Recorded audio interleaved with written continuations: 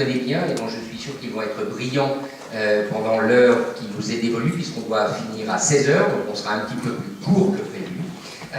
Donc je les présente tout de suite. Donc Béatrice Delvaux, qui est au milieu de ces deux messieurs, éditorialiste en chef au soir après en avoir dirigé la rédaction, qui connaît parfaitement la Belgique, qui écrit sur beaucoup de sujets, pas seulement sur la Belgique, également sur l'Europe, et qui fait toujours des éditoriaux particulièrement brillants. Donc Béatrice qui commencera le premier tour de table en évoquant évidemment la question du multilinguisme et de la Belgique avec ce prisme particulier qui est celui de ce pays. À côté d'elle, Jean Quatremer, Jean qui a été cité déjà par Monsieur le Ministre, qui est le correspondant de Libération à Bruxelles depuis fort longtemps, je ne donnerai pas la date mais elle est sur le programme, mais qui est aussi l'auteur d'un blog et qui est maintenant régulièrement l'auteur de documentaires et qui intervient dans une émission de France Info TV, justement, qui s'appelle La faute à l'Europe, et donc il nous redira quel moment elle est diffusée, Jean, juste pour savoir, le samedi et le dimanche sur France Info TV, donc La faute à l'Europe, et qui vient de publier un livre sur l'euro, publié chez Calman Lévy, et que je vous recommande à tous dans les difficultés économiques qui sont celles de la période. Et enfin, Marc Capel, qui a longtemps été l'un des responsables de l'école de journalisme de Lille. Ce qui a un avantage, c'est que lui voit la question des médias et du multilinguisme plutôt avec les jeunes journalistes, les aspirants journalistes, mais qui a aussi une grande expérience internationale, puisque vous avez été en charge, je crois, des programmes internationaux de l'école de Lille jusqu'au Vietnam, vous m'en parliez tout à l'heure, ce qui fait que vous avez aussi porté le journalisme en français sous des contrées particulièrement lointaines. Alors j'ai retenu les recommandations des organisateurs qui nous ont demandé deux choses assez strictes. La première, c'est de tenir l'horaire, donc on va s'y employer, et la deuxième, c'est d'essayer de faire sortir dans nos propos des propositions, donc d'être le plus constructif possible pour savoir effectivement comment les médias peuvent promouvoir, aider, tenir, si tant est qu'on juge indispensable, le multilinguisme et comment s'y prendre. Alors, un mot peut-être parce que je crois qu'il est intéressant, toujours intéressant de se situer. Il se trouve que par exemple, dans mon cas, je travaille pour un journal suisse francophone, Le Temps, quotidien national suisse, mais qui est aujourd'hui et depuis maintenant 5 ans possédé intégralement par un groupe de presse alémanique basé à Zurich, ce qui est le cas d'ailleurs de la plupart des titres de presse francophones, à l'exception de quelques titres, je pense notamment à la Liberté de Fribourg, puisque nous avons un ami fribourgeois ici, je me devais de lui rendre hommage, mais c'est vrai qu'on est dans un cas particulier en Suisse, vous avez des groupes de presse alémaniques dont la puissance financière est à Zurich,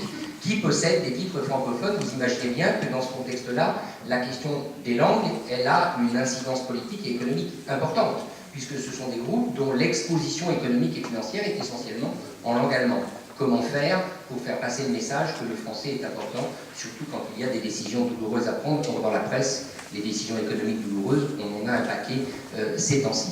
Je vais donner tout de suite la parole à Béatrice, avec cet agenda difficile, mais je suis sûr qu'elle va le remplir avec succès. C'est est-ce que le multilinguisme est une valeur importante pour les médias en Belgique, et est-ce qu'il y a des journalistes qui continuent de se battre pour le porter, ce multilinguisme. Je sais aussi qu'il y a même des plans pour que l'anglais devienne peut-être la lingua franca du Royaume, ou en tout cas à Bruxelles, et je suis sûr qu'on aura quelques échos de la salle tout à l'heure. Je termine pour dire que nous aurons les propos en début, une fois qu'on aura terminé ce tour de table, de M. Tron de la RTBF, que je ne vois pas, il doit être par ici, voilà, qui nous présentera un programme intéressant développé par la RTBF avec le soutien de la francophonie. Béatrice, à toi de jouer, nous avons chacun 7 minutes et on m'a doté d'un carton jaune pour vous signaler lorsque les 7 minutes arriveront.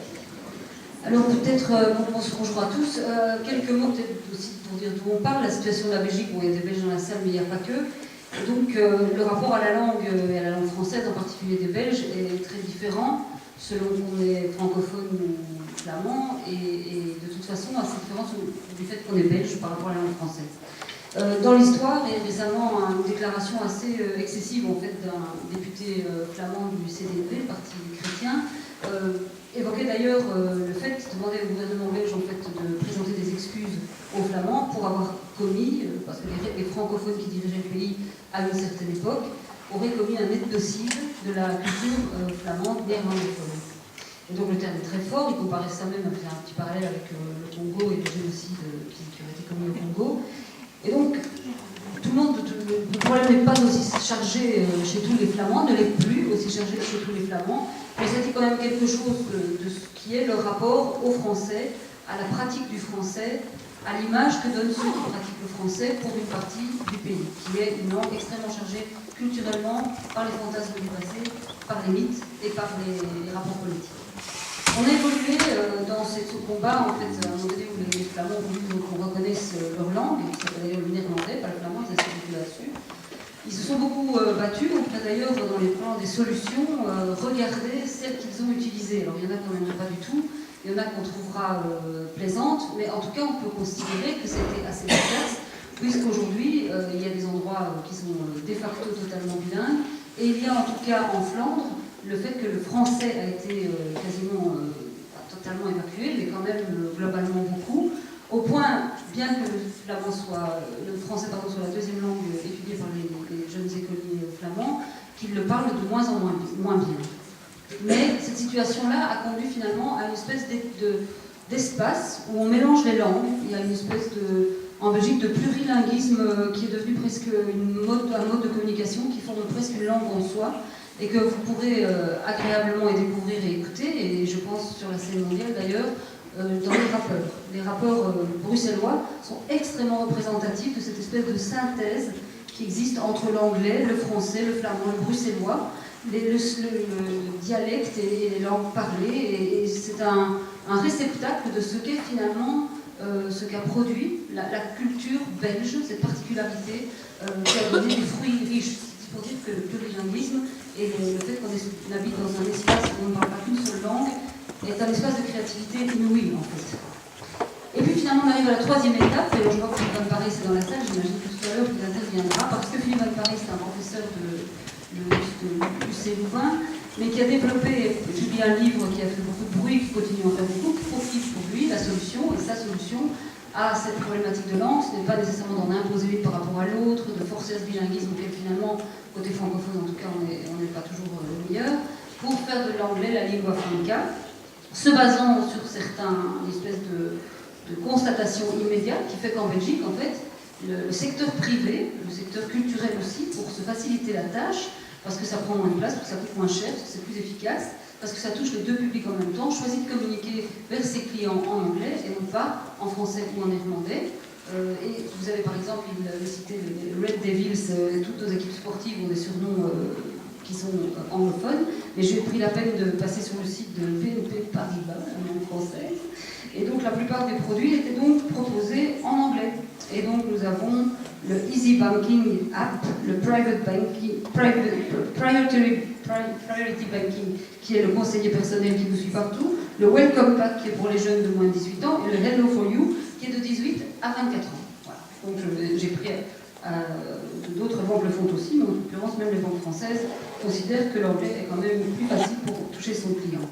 En ce qui me concerne, je ferai deux remarques sur ma petite expérience et mon point de vue, c'est que d'abord je pense que c'est obsessionnel, on doit connaître très très bien sa langue, mais je suis aussi très obsédée et très gênée souvent du déficit de bilinguisme, trilinguisme des francophones dans ce pays. Des Français en général quand on les rencontre, c'est rare qu'on a un problème de communication dans les langues étrangères. Et donc je considère d'abord chez nous, côté francophone, qu'il y a un combat à mener non pas pour la défense du français, je peux le dire comme ça, mais pour le fait que nous soyons multilingues, que nous soyons bilingues dans ce pays, que des francophones ne parlent pas le néerlandais, ne puissent pas échanger avec eux, reste à la fois une stupidité, mais aussi un défaut de pouvoir dans une conversation. Vous perdez la main si vous ne savez pas comprendre l'autre, lui adresser la parole dans sa langue, surtout dans un pays qui considère qu'il y a plusieurs langues nationales. Et donc, je suis aussi fermement convaincue que privilégier plusieurs langues ne chasse pas nécessairement la langue d'origine, au contraire.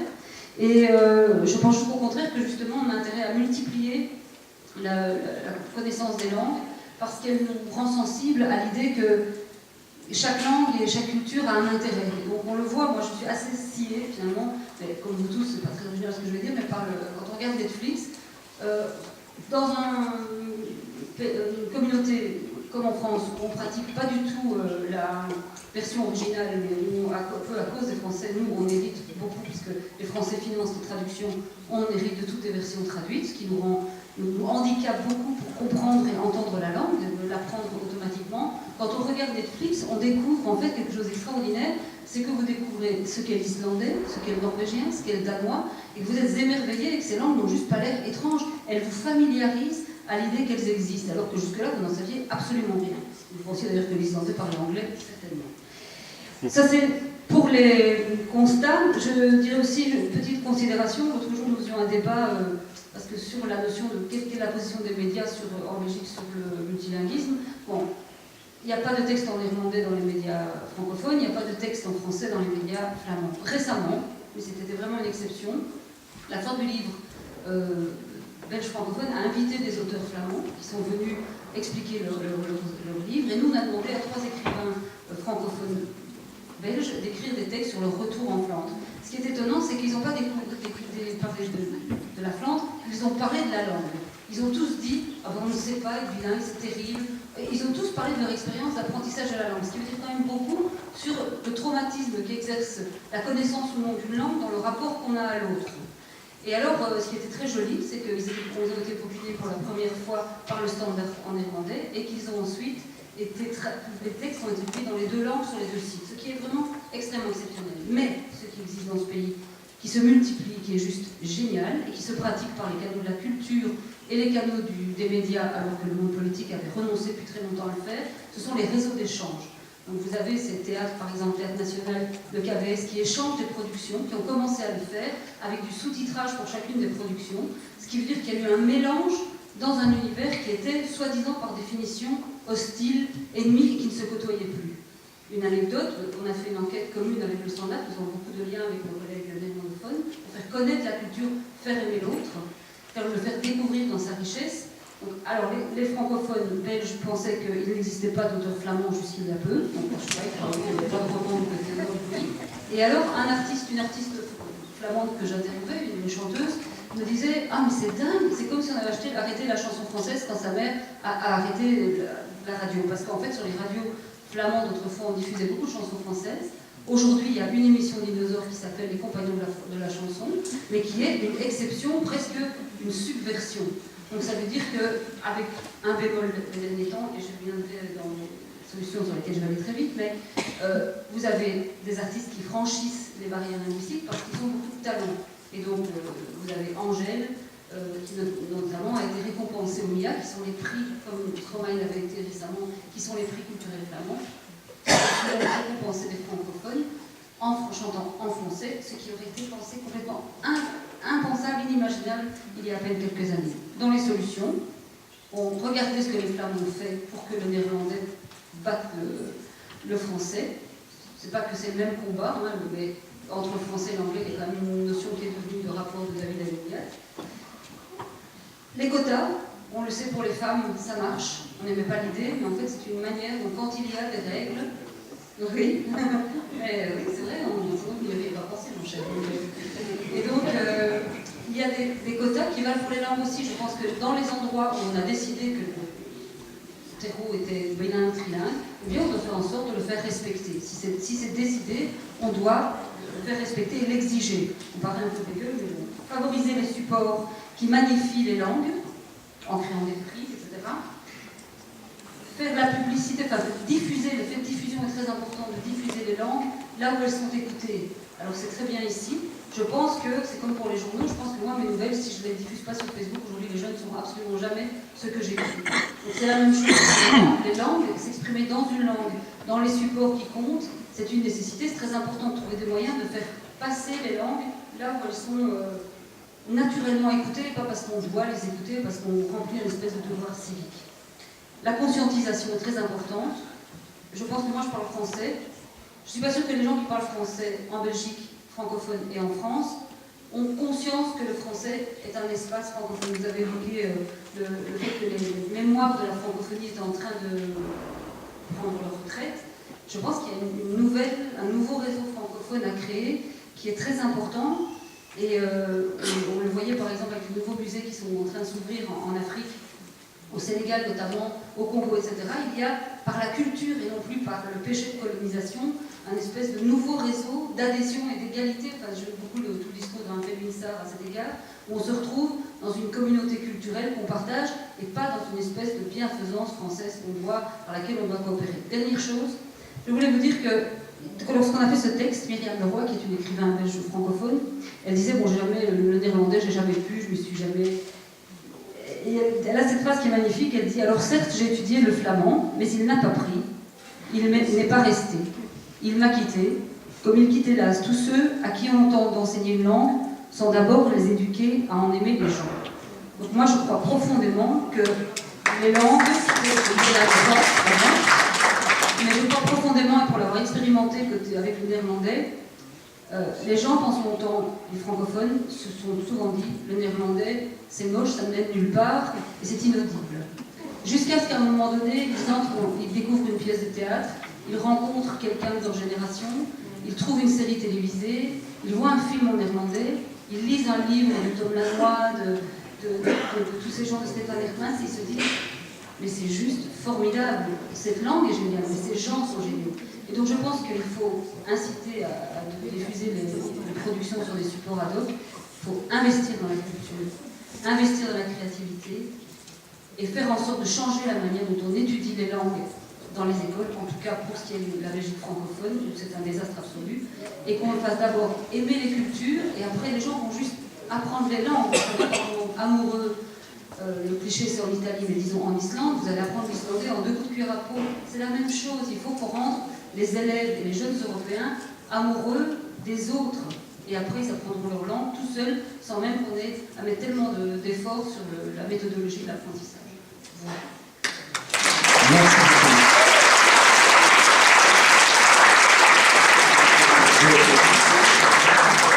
Je me doutais que Béatrice serait prolifique en solutions, mais elle nous a même donné une solution formidable, c'est qu'on peut peut-être apprendre l'islandais en 2 coups de cuillère à peau, ce qui me semble assez compliqué, très franchement. Alors je vais passer, si on est amoureux, je vais passer la parole à Marc Appel parce qu'il y a 2 éléments, Marc, qu'on vient d'évoquer, que Béatrice vient d'évoquer. Le premier, Béatrice a parlé d'un espace francophone, et ça c'est quelque chose que vous connaissez bien puisque vous avez, dans le cadre des opérations internationales de l'école de journalisme de Lille, été amené à travailler avec des médias francophones au long cours. Mais tout à l'heure vous me disiez quand même, donc je vous passe la balle directement, vous me disiez qu'il y a une difficulté, c'est qu'on fait 2 opérations, le multilinguisme, on le défend, on le soutient, on forme des gens, mais si on n'est pas là longtemps à leur côté, si on n'est pas capable de tenir à leur côté, eh bien petit à petit, ça a tendance à s'étioler. Donc quel est cet espace francophone et comment faire pour qu'il reste vivant et accepté dans les pays où il opère? Merci, bonjour à tous et à toutes. Oui, je voudrais effectivement surtout insister là-dessus aujourd'hui. À savoir en 2 mots, après je vais donner quelques exemples et je vais évidemment essayer de détailler, mais s'il s'agit de parler là d'appui aux médias francophones, de développement de la francophonie dans les médias et du développement, du renforcement, on va dire d'une communauté de journalistes ou de futurs journalistes francophones, je pense que ce n'est pas nécessaire d'inventer de nouvelles idées tous les jours, de mettre en place de nouvelles institutions tous les jours, de chercher de nouveaux projets tous les jours, parce que je pense que grosso modo, tout est déjà sur la table. Depuis plusieurs années.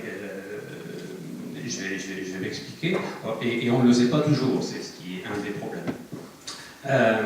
Et je ne parlerai là que des médias ou des organisations qui font vivre une communauté de journalistes francophones. Je ne parlerai que des médias et des organisations, je dirais, qui dépendent, peu ou prou, de politiques publiques, et notamment de ce qu'on appelle gentiment certains bailleurs de fonds, à peu près tous représentés ici dans la salle. Par exemple, j'ai vu que dans les travaux préparatoires à ce colloque, on avait notamment évoqué la nécessité, à propos de visibilité de la francophonie et des médias francophones, on avait parlé de la nécessité de s'appuyer en particulier sur un magnifique outil qu'est TV5 Monde. Oui, bien sûr, évidemment. Mais par exemple, pour aller directement sur les propositions de solutions, je pense que si on veut renforcer TV5 Monde, non, il y a sans doute beaucoup de choses à faire, mais il y a peut-être au moins une, ça fait partie des choses dont on discute depuis longtemps, mais c'est peut-être d'ouvrir le pilotage, la direction de TV5 Monde à d'autres pays, et pas simplement, je dirais, au club des 4 fondateurs, parce que il y a des... Les 4 étant le Canada, la France, la Suisse et la Belgique. Voilà. Merci, Richard. Parce qu'il y a évidemment des télévisions francophones, notamment en Afrique. On vient d'évoquer le continent africain. Je pense qu'il faudrait peut-être y penser, et pas simplement inviter ou donner une couleur, une tonalité africaine ou haïtienne ou autre dans le cadre d'émissions de TV5. Je parle de partager à un moment donné la direction, la conception, le pilotage d'une chaîne comme celle-là pour avoir une vision un peu plus ouverte et disons généreuse de la francophonie. Un autre exemple à propos de projets qui sont déjà sur la table, d'organisations qui existent déjà et qui, de mon point de vue en tout cas, devraient être davantage soutenues. On a évoqué, je pense, l'idée au-delà d'un poids lourd comme TV5, d'imaginer un média, qu'il soit sur un support papier, en ligne, etc. Je crois que ce n'est pas tellement le débat. De toute façon, quel que soit le média, il faut qu'il soit utilisable là-dessus, parce que c'est là que ça se passe. N'imaginons pas un nouveau média. Il y a, certains d'entre vous connaissent peut-être, par exemple, Agora francophone. Regardez si vous ne connaissez pas, regardez sur Google ou sur Quant, je recommande Quant, moteur de recherche européen installé en France. Regardez ce que c'est. C'est un site qui existe depuis 2014, qui est soutenu en particulier par l'OIF et le ministère français des Affaires étrangères, qui propose chaque semaine une revue de presse actualisée, une revue de presse donc francophone, et qui puise ses sources auprès de à peu près tous les médias francophones du monde. Revue de presse extrêmement généraliste. Donc si vous voulez avoir une idée de ce qu'est l'actualité francophone et de ce qu'est donc le monde francophone, allez de temps en temps consulter Agora francophone.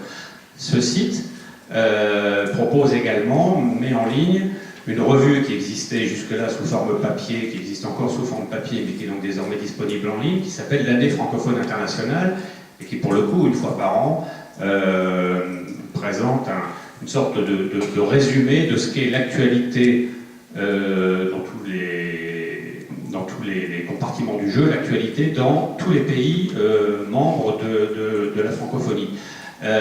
Ce type d'information est disponible sur un site comme Agora francophone. Mais Agora francophone fonctionne avec très peu de moyens.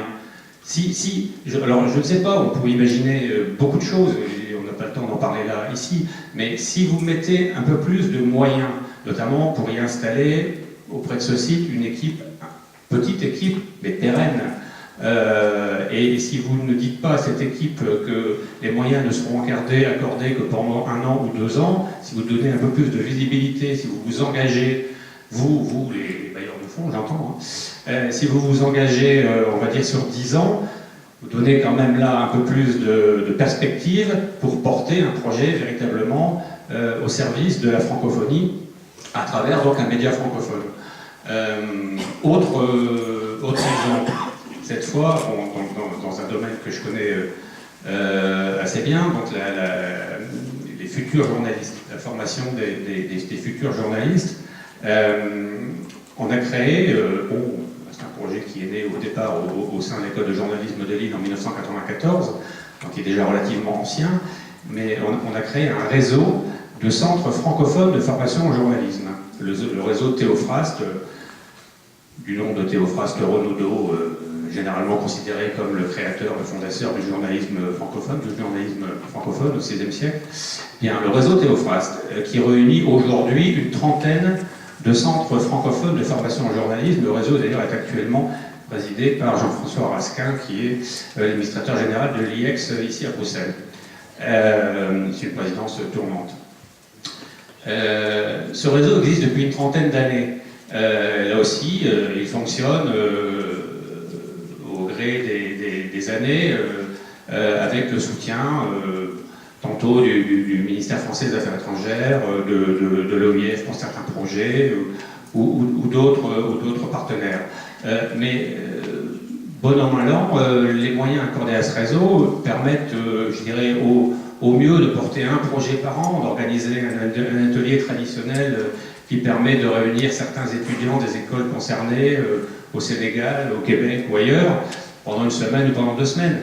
C'est bien, mais c'est très insuffisant si on veut créer une véritable communauté de jeunes journalistes francophones qui, précisément, ont l'impression de former une communauté et donc de pouvoir créer des liens durables, de travailler ensemble. Donc, accorder à ce réseau des moyens qui permettraient toute l'année aux étudiants, mais aussi aux enseignants des écoles concernées, de monter, de faire vivre des projets, pourquoi pas des médias-écoles, on peut imaginer beaucoup de choses.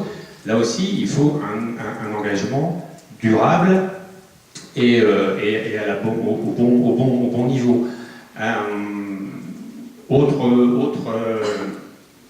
Autre exemple, dans un certain nombre de pays, Richard a cité le Vietnam tout à l'heure, il y en a d'autres. On a, alors bon, tantôt c'est la France, tantôt c'est l'environnement francophone plus généralement. On a aidé à la création de médias en français. Dans le cas du Vietnam, on a eu le Courrier du Vietnam en version papier, qui est devenu une version hebdomadaire et en ligne. On a eu le journal télévisé en français, diffusé chaque jour sur la télévision nationale vietnamienne. Bon, il a fallu former des gens, former des équipes, s'engager assez fortement. Et puis arrive le jour où les soutiens nécessaires arrêtent. Et comme bien souvent, je me suis occupé de coopération internationale dans le secteur média, soit pour l'école de journalisme de Lille, soit pour le compte du ministère des Affaires étrangères. J'ai fait ça pendant une vingtaine d'années. J'ai vu tellement de projets mourir de leur belle mort, simplement, entre guillemets, je mets simplement avec des guillemets, mais enfin, à un moment donné, il faut dire les choses, simplement parce que le financement arrivait à sa fin, malgré plusieurs demandes de renouvellement, malgré bien des arguments présentés aux partenaires qui tenaient souvent un discours du type mais à un moment donné, un projet doit pouvoir trouver son modèle économique et vivre sa belle vie. Je connais ce discours par cœur. Mais bien souvent, il n'est pas, raisonnable ou pas pertinent, en particulier de la part de pays, d'États ou d'organisations internationales qui souhaitent, précisément, on est là pour en parler aujourd'hui, qui souhaitent développer la francophonie, notamment à travers les médias. À un moment donné, ça suppose effectivement de mettre des moyens sur la table. Certes, il faut y mettre des conditions, très bien, mais des moyens sur la table et surtout durablement. Voilà, un dernier exemple, peut-être, parce qu'il est relativement récent, à propos de projets qu'on pourrait soutenir ou qu'on devrait soutenir. Lors de l'année dernière, aux Assises internationales du journalisme à Tunis, les participants ont décidé de créer un réseau francophone de journalisme d'investigation. C'est un projet important.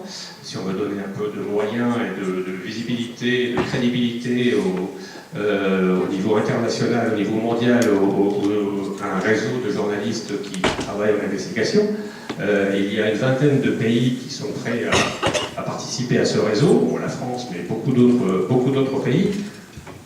Quels moyens pour aider ce réseau à décoller, à s'étoffer, à se structurer, et notamment, parce que ça fait partie des questions, et notamment à pouvoir démontrer son existence auprès de confrères qui travaillent plus souvent en anglais, et qui produisent plus souvent aussi en anglais. Voilà, donc encore une fois, tout existe, il suffit parfois de s'en souvenir et puis de se remettre autour d'une table et de voir quels moyens on peut accorder à ce type de projet. Merci beaucoup. Merci Marc. Alors, tout existe effectivement, Jean, et il y a aussi des règles qui existent. Par exemple, ici à Bruxelles, la Commission européenne est censée s'exprimer, en tout cas, à chaque fois en français et en anglais. Le titre de notre table ronde, c'est les médias face à l'unilinguisme. Donc moi, j'aurai en ce qui concerne deux questions. Premièrement, est-ce qu'il y a aujourd'hui à Bruxelles, et là je parle de la Bruxelles communautaire, un problème de danger unilinguistique? Est-ce qu'il existe ce danger? Je sais que c'est un thème qui t'est cher. Et deuxièmement, est-ce que peut-être l'évolution des choses, puisqu'après tout, le Brexit aidant, l'anglais ne sera plus la langue que de l'Irlande et de Malte, si je ne me trompe pas, je parle sous ton contrôle. Même pas mal. Même pas mal. Donc que la langue de l'Irlande. Est-ce que peut-être le Brexit est une chance pour le multilinguisme? Disons que la question du multilinguisme ne se pose plus depuis longtemps dans les institutions communautaires. On est dans un régime unilingue, et ce régime unilingue, donc, il est évidemment anglophone. Et pourquoi ce régime unilingue s'est-il imposé? Non pas parce que les Britanniques ont décidé, par une offensive coordonnée, dotée de forts moyens, d'imposer leur langue. C'est pas du tout la vision qu'ils ont de leur langue. Il n'y a pas de politique publique de la langue, contrairement à la France. Il y a une politique publique de sa langue, et c'est un peu normal, et ça ne comprennent pas du tout d'ailleurs notre rapport à la langue, parce qu'ils ont du mal à comprendre, il faut leur expliquer que le français a été imposé par l'Île-de-France, c'est l'équipe Villers-Cotterêts, et donc chez nous, la langue est administrée par l'État, c'est une des marques de ce qu'est la nation française. Sa langue, c'est une langue d'État, et d'administration d'État. Alors pour les Britanniques, c'est simplement une langue d'usage qui s'est imposée d'ailleurs à l'État, puisque l'État britannique, au départ, l'État anglais, était un État francophone, on l'a aussi totalement oublié. Donc on n'a pas le même rapport à la langue. Moi j'ai vu le combat se perdre contre l'anglais, non pas contre l'anglais au sens d'anglais comme langue impérialiste. Je l'ai vu se perdre en fait à cause des Français. Il y a eu une abdication de la classe politique française, de la haute administration française, face à l'anglais. Ça a commencé en 1995 avec l'élargissement aux pays du Nord, donc de l'Autriche, la Finlande, la Suède, et puis la Norvège qui finalement a dit non. À l'époque, j'avais eu une conversation avec Alain Lamassoure, qui était tout jeune ministre chargé des Affaires européennes, qui négociait l'élargissement à ces pays. Et je lui pose la question, en fin de négociation, de dire, est-ce que vous avez négocié l'équivalent des accords Pompidou-Heath avec ces pays nordiques? Il me regarde, étonnamment sidéré, il dit, c'est quoi ces accords Pompidou-Heath? Alors déjà, je me dis qu'il y a sans doute un diplomate qui n'a pas fait son boulot au Quai d'Orsay, qui aurait pu expliquer aux ministres de quoi il s'agissait. Il s'agissait d'un accord qui avait été conclu entre les autorités françaises et les autorités britanniques au moment de l'élargissement à la Grande-Bretagne, où les Britanniques et les Irlandais s'engageaient à n'envoyer à Bruxelles que les diplomates et les fonctionnaires maîtrisant parfaitement le français. Accord qu'ils ont toujours respecté, qu'ils respectent encore aujourd'hui, à la différence évidemment de l'ensemble des autres pays qui ont rejoint l'Union européenne. Donc déjà, première application. La deuxième, donc à cette époque, quand je pose des questions à Massour, il me répond « Oh là là, ça c'est des trucs de vieux, c'est terminé, la francophonie, etc. La modernité est anglaise. » Voilà, c'est ce que je me suis dit, ce qu'il a répondu en public. Vous pouvez retrouver sans doute les minutes de cette conférence de presse, qui pour moi reste mythique, où là j'ai compris que quelque chose était en train de basculer. Le deuxième temps commence en 2000 avec les négociations, donc entre 1998 et 2000, avec les débuts des négociations d'élargissement aux pays d'Europe centrale et orientale.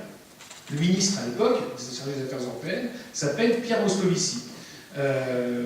Et c'est lui qui est chargé, notamment en 2000, au moment de la présidence française, d'ouvrir les négociations avec les pays baltes. L'histoire a été rapportée par le ministre des Affaires étrangères estonien, dont j'ai eu la surprise de découvrir qu'il était parfaitement francophone. Je le croise dans un couloir, et si on commence à parler anglais, évidemment, je dis « Oh merde, comment on dit ça en anglais ?» Il me dit « Vous êtes français? Alors on va passer au français. » Je dis « Vous parlez français ?» Parce que pour un estonien parle français, je veux dire, c'est quand même quelque chose d'imaginable. Il me dit « Bah oui. » Je dis « Pourquoi est-ce que vous parlez anglais alors maintenant? Pourquoi est-ce qu'on ne rencontre plus un Balte capable de parler français ?» Il me dit bah, « Parce qu'en fait, on avait tous appris le français au moment de l'ouverture des négociations.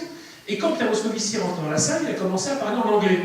Et donc on s'est dit, ah bah, les Français ont abandonné la défense du français, et donc on a tous basculé à l'anglais. Et maintenant, d'ailleurs, vous ne trouvez plus de diplomates des pays d'Europe centrale et orientale qui parlent français, puisque les autorités françaises, les autorités politiques, ne s'expriment plus dans leur langue. Pendant très longtemps, je veux dire qu'au sein du Conseil des ministres, par exemple, il y avait plus que deux personnes qui parlaient français. C'était le ministre luxembourgeois et le ministre belge du temps où il était francophone. Parce que maintenant qu'il est... Enfin, maintenant, je ne sais plus qui c'est, enfin, avant, c'est un anglophone. Maintenant que Bernard Hoffmann occupe ce poste clé, il parle en anglais, évidemment. Il veille à parler en anglais au sein du Conseil des ministres. Donc, moi, j'ai vu les Français, le pouvoir politique, abandonner sa langue, mais abandonner en race campagne. Vous voyez, c'était l'esprit très juin 40, on va dire. Hein. Vous savez, c'est du jour au lendemain. Bon, on passe à autre chose, et le français. Et donc, moi, je me retrouvais en tant que journaliste français, presque comme ringard, parce que j'osais poser des questions en français. Or, je considère, en tant que journaliste, que quand je m'adresse, non pas à des autorités d'un pays, ou en Allemagne, etc. J'essaie de parler soit dans la langue de l'autre, soit je m'excuse en parlant en anglais, parce que c'est la seule langue que je maîtrise à peu près avec un peu d'allemand. Bon. Donc, au niveau de la Commission européenne, au niveau des institutions, moi je parle toujours ma langue. Quand je parle à un commissaire, je parle dans ma langue, et il fait appel à un interprète, c'est son problème, s'il n'est pas capable de maîtriser les 3 langues de travail de la Commission, qui sont l'anglais, le français et l'allemand, et c'est même maintenant quasiment que l'anglais. Vous avez un commissaire qui est le commissaire Hogan, qui est le commissaire irlandais, qui ne parle que l'anglais, il ne parle pas un mot de français. C'est-à-dire que quand le pauvre Barnier avait été nommé commissaire, à l'époque il parlait très très mal anglais, le monde entier s'est fichu de lui. Aujourd'hui, il viendrait à l'idée de personne, aucun journaliste, de faire un article sur un commissaire qui ne parle qu'anglais. Et bien ça ne traversait l'esprit de personne. Mais en revanche, un commissaire qui ne parlerait pas l'anglais, c'est quelque chose qui est sujet de moquerie. Moi, je vois aujourd'hui même maintenant des journalistes en salle de presse, alors que la salle de presse, vous savez qu'il y a 2 langues qui sont obligatoires, c'est le français, autorisé, pardon, le français et l'anglais. Je vois mes collègues, jeunes journalistes français, qui posent leurs questions, parfois à porte-parole francophone, parfaitement francophone, en anglais. Alors, je sais pas aujourd'hui, pourquoi vous faites ça? Oh, c'est pour gagner du temps. Mais en quoi ça te fait gagner du temps? Il poser ta question en anglais, tu dois élaborer en anglais, et ensuite que tu dois traduire en français pour écrire ton article en français. Parce que dans la nouvelle, il écrit en français. Voilà, donc je pense, on est encore là. Donc, c'est une espèce d'abdication des francophones, elle est à tous les niveaux, à la fois des francophones, des français, notamment, les Belges, c'est très particulier, mais en tout cas, pour les Français, pouvoir politique, intellectuellement, nous avons abandonné le combat. Tu moquais tout à l'heure de BNP Paribas, dans les exemples, mais c'est vrai, regardez en France aujourd'hui, au-delà même de l'acculturation, qui est quelque chose d'extrêmement sympathique, c'est-à-dire le mélange des langues, l'emprunt à une autre langue d'un certain nombre d'expressions, comme week-end, c'est quelque chose de choquant, et qui choque les Québécois. Le fait que nous, les Français, on parle le week-end, eux, ils parlent de fin de semaine, et je trouve ça effectivement plus élégant de parler de fin de semaine. Moi, l'acculturation ne me gêne pas. Et aujourd'hui, on est passé en France, dans les grandes entreprises, à une tentative d'imposition de force d'un langage, d'une langue qui n'est parlée par personne. Ce n'est même pas compris. Regardez le nom des TGV désormais, etc. Dire, on impose à des Français, et je veux dire, au moment, la crise du Gilet jaune quelque part, ça répète ça, une espèce de France qui se braque face à quelque chose qu'elle ne comprend pas, qu'elle ne perçoit pas. La France, le cœur de la France, il reste français. Les Français n'ont jamais franchi les frontières françaises. Les Allemands, c'est pareil, quand vous allez en Allemagne, à part les grandes villes, personne ne parle autre chose que l'allemand. En Espagne, vous allez en Espagne, personne ne parle autre chose que l'espagnol. Cette idée d'une grande communauté anglophone mondiale, où tout le monde, le peuple, les gens du commun, entre guillemets, parleraient l'anglais, c'est un mythe qui est porté par les Bruxellois, enfin les institutionnels de l'Union européenne. Donc le mot d'ordre, c'est résistance pour les médias, face à l'unilinguisme. Moi je suis... Mais oui, le problème c'est que la résistance, elle doit s'organiser à tous les niveaux, et on est très peu à résister, tout simplement parce que les Français ont honte aujourd'hui, moi je les vois dans les institutions, de parler leur langue. Le jeune énarque qui débarque à Bruxelles, c'est comme ça qu'on les forme, il est très content de montrer qu'il parle anglais. Il est très fier. Alors, généralement, il parle qu'anglais, il ne parle pas allemand, il ne parle pas italien, il ne parle pas espagnol, il ne parle pas javanais, il parle anglais. Donc, très bien, je dis, mais tu sais, c'est bien de parler anglais, mais tout le monde parle anglais aujourd'hui, donc c'est pas particulièrement quelque chose de méritant de parler anglais. Donc, parle plutôt bien français. Moi, je vois encore, quand je parle français dans les instances européennes, il y a une interprétation qui est disponible, on paye pour ça, on paye. Eh bien, généralement, les interprètes après viennent me voir en disant, c'est tellement agréable de traduire, d'interpréter quelqu'un qui parle sa propre langue, plutôt que d'interpréter un Français qui croit parler anglais en français.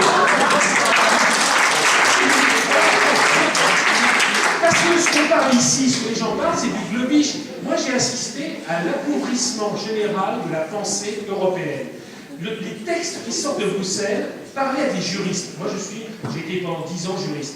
Parler à des juristes, eh bien, ils s'arrachent les cheveux. La plupart des textes sont de mauvaise qualité. Pourquoi? Parce qu'ils sont conçus, non pas en anglais, mais en globish, donc dans un mauvais anglais juridique, généralement par un Italien qui négocie avec un Slovène, qui négocie avec un Portugais, qui négocie avec un Finlandais, dont aucun ne parle correctement l'anglais.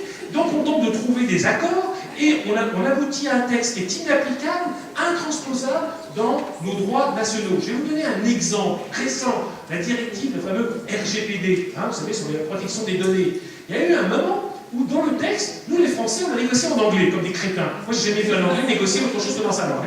Nous les Français, on a négocié dans la langue de l'autre, parce que c'est cool, on parle anglais, on est moderne. Très bien. Et on se fait avoir en permanence. Donc là, on négocie, notamment, on prévoit une procédure d'appel.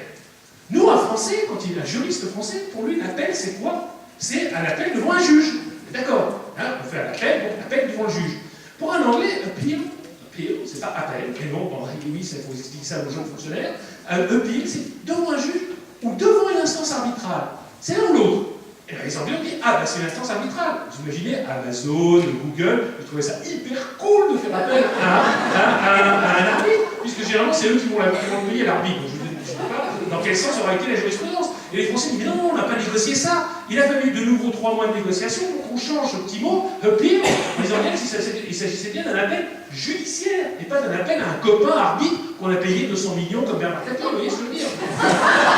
Donc pour le procès va avoir les lois. Voilà. Oui. Et donc les Français, on se met en avant, et alors, nous, pas seulement, on a donné, tous les Européens, en abandonnant leur langue, tous les Européens ont donné un pouvoir aux Britanniques, mais absolument incroyable, et même un pouvoir en termes d'emploi. Allez à la Banque Centrale Européenne. Et vous verrez, les Anglais n'ont pas l'euro. Non, oui, sinon, ils n'ont pas l'euro. Eh bien, à la Banque Centrale Européenne, regardez le personnel, mais native English, anglophone, il y en a combien?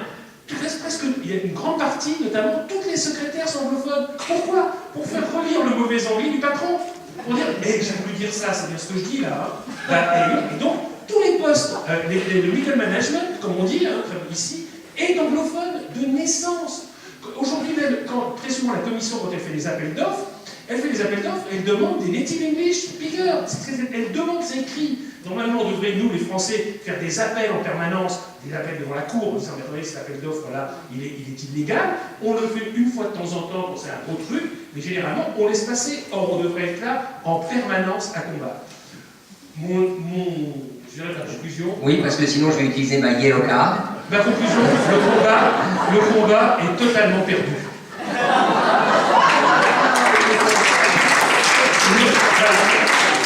Voilà, l'anglais a triomphé. Je vais dire. Alors, le Brexit, est-ce que ça va changer les choses? Si, ça commence un petit peu, parce que les gens se disent, il va falloir parler l'anglais, il ne va pas pouvoir être aussi dominant, 99% des textes qui sortent de la Commission sont en anglais. On se rend bien compte qu'on ne peut pas quand même gouverner un ensemble de 450 millions de personnes dans une langue qui n'est parlée par personne, par les élites anglophones. Ça a été fait, ça, de gouverner un pays dans une langue qui n'est pas la sienne. Ça s'appelle le colonialisme. C'était les empires. Ça a été fait. Mais on est capable de le faire. En Europe, on est capable de tout faire. Donc, il ne faut pas désespérer, comme disait Michel Audiard, c'est à ça qu'on nous reconnaît, nous les Européens. Capables de faire des choses que personne n'a jamais fait ailleurs. Et je pense que c'est perdu parce que, au fond, je veux dire que c'est confortable. Et donc, on ne va pas changer ses vies comme ça. Mais est-ce que c'est si important? Moi, je suis un fan de science-fiction. Et l'autre jour, je regardais la 2e saison de Star Trek sur Netflix. Et à un moment, le vaisseau donc de Starfleet est attaqué par une entité qui balance un virus informatique dans les ordinateurs du vaisseau en question. Et on s'aperçoit que toutes les races qui sont représentées dans la salle de commande, donc les blancs, les noirs, les jaunes, les mecs avec des cornes, des queues, etc. On s'aperçoit à ce moment-là que tout le moment où les ordinateurs tombent en panne, qu'ils se mettent tous à parler dans leur langue. Il y en a un qui parle français, un qui parle allemand, un qui parle anglais, un qui parle martien, un qui parle jupitérien, un qui parle etc. Parce qu'en réalité, chacun parle sa langue, et simplement c'est traduit par une intelligence artificielle automatiquement. Or aujourd'hui, soyons raisonnables, de quoi on parle? de regarder un peu le progrès des logiciels d'interprétation et de traduction. C'est extraordinaire. Moi, je vous parie que dans 10 ans, on aura tous une petite puce qui sera implantée dans notre oreille et on parlera et on comprendra tous la langue de l'autre. Donc cette question linguistique, et apprendre la langue de l'autre, c'est cool. Et je vous dis, l'intelligence artificielle, elle est là dans très peu de temps. Donc c'est pas grave que chacun parle la langue qu'il a envie de parler. Et je peux vous assurer qu'on arrivera toujours à communiquer les uns avec les autres. Merci bien.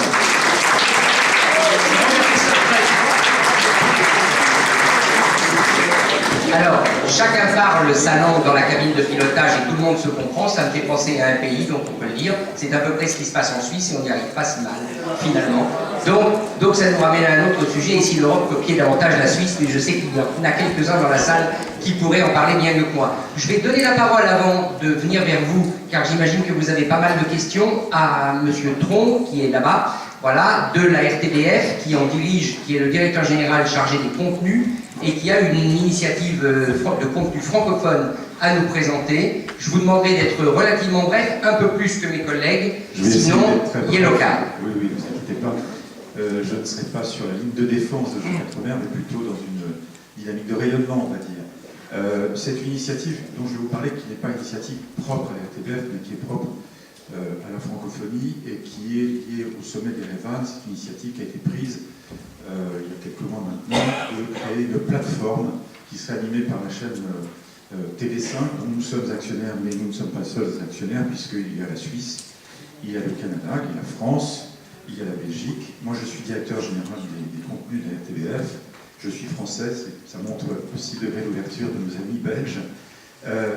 Et donc, ce projet en matière de francophonie, je pense que c'est comme la phrase de Verdi, il n'y a pas d'amour sans preuve d'amour, il n'y a pas de francophonie sans preuve de francophonie et de dimension large de la francophonie et de son rayonnement partout dans le monde. Et cette plateforme est en cours de création, elle est animée par TV5, à l'initiative, je crois au départ, des Canadiens, mais suivie par Emmanuel Macron, qui l'a annoncé dans son discours à Erevan.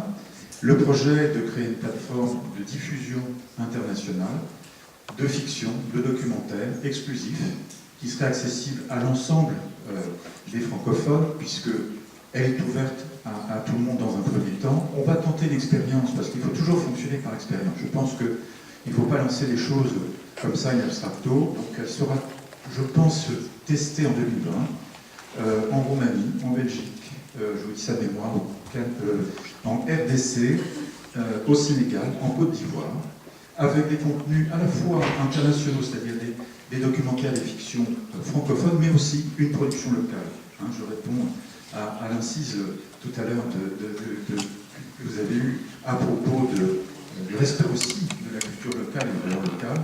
Et donc cette plateforme va être lancée, j'espère, en 2020. On cherche des financements, mais déjà il y a des engagements des États. Je trouve que voilà, il fallait saluer ce travail, puisque au fond, c'est par l'action qu'on arrivera à diffuser la francophonie, les valeurs de la francophonie dans le monde entier. Voilà. J'étais bref. Peut-être deux questions complémentaires très précises. Donc ce sera une plateforme disponible sur Internet, j'imagine, à la mode Netflix. Alors, disponible sur Internet, pas seulement parce que vous savez que l'un des critères, c'est l'accessibilité, l'adaptabilité. Par exemple, en Afrique, la plupart des contenus sont consommés sur les smartphones. 80% des contenus sont consommés sur les smartphones. Donc voilà, il y aura une technologie adaptée en fonction des pays. Et le nom de code, c'est quoi? C'est Tintin? Ah non, je ne veux pas faire de patriotisme belge. Pour l'instant, elle n'a pas de nom de code, ni Tintin, ni Milou. Elle n'a pas de nom de code, mais écoutez, profitons-en, c'est le moment. D'accord. Merci beaucoup. Donc, réfléchissez à vos questions, je vous passerai le micro, je vous demanderai de vous identifier et de poster des questions courtes, mais moi-même j'en profite pour avoir 3 points très rapides à chacun de nos interlocuteurs parce que j'ai noté ce qu'ils ont déclaré. Premier point, et je voudrais le poser à Béatrice, et vous répondrez, je vais faire mes 3 points tout de suite, vous répondrez ensuite. Premier point, est-ce que les journalistes, c'est un peu ce que disait Jean à propos des hommes politiques, des personnalités politiques, est-ce que les journalistes ne se trahissent pas eux-mêmes, finalement, ne se tirent pas une balle dans le pied, en étant toujours tentés, eux aussi, comme Jean le disait, de parler anglais? Est-ce que c'est vrai, par exemple, de la presse belge, qui a peut-être tendance à ne pas défendre suffisamment le français? Moi, j'ai plutôt l'impression que la presse belge francophone défend le français et que les Flamands défendent le flamand, donc il me semble que le plurilinguisme est assez bien défendu par les journalistes en Belgique? Ça, c'est la question que je voulais te poser. Une question pour Marc à propos des réseaux francophones. Moi, j'ai quand même un problème, c'est que ces réseaux francophones, c'est très bien, Agora francophone, Théophraste, etc. J'ai quand même l'impression que tout ça, même quand on apporte des soutiens publics, eh bien, c'est pas très vaillant. Disons une chose, ça ne repose sur pas grand-chose que des bonnes volontés. Donc, est-ce que tu n'es pas un petit peu trop optimiste par rapport à la capacité de ces plateformes? Mais enfin, j'ai une question pour Jean, puisque tu es extrêmement sévère. Alors Jean étant terriblement français, évidemment, on nous ramène toujours à l'État et à la responsabilité de l'État, c'est la France. Mais est-ce que tu ne penses pas que peut-être il y a aussi une... Est-ce que l'efficacité de l'anglais, osons poser la question, l'efficacité d'une langue commune que tout le monde comprend à peu près, n'est quand même pas un argument qui pèse en sa faveur? Alors, Béatrice, Marc, et ensuite vous aurez la parole. Si la question se pose sur comment on pratique en Belgique, parce qu'en général chacun parle sa langue, mais en général c'est l'interlocuteur à qui on s'adresse, surtout dans les instances officielles, qui est censé être bilingue. Donc, mais l'anglais n'intervient pas parce que dans l'espace public belge, il n'intervient pas. Petite nuance quand même, ça m'est arrivé récemment et c'est assez rare, mais ces jeunes filles qui marchent pour le climat, en fait, pour les interviewer, soit il fallait faire en néerlandais, soit en anglais, et entre elles, les deux leaders jeunes, pas des journalistes, mais elles se parlent en anglais. Elles ont 17 ans toutes les deux, donc l'une est francophone, l'autre est néerlandophone, et pour se comprendre, elles se parlent en anglais.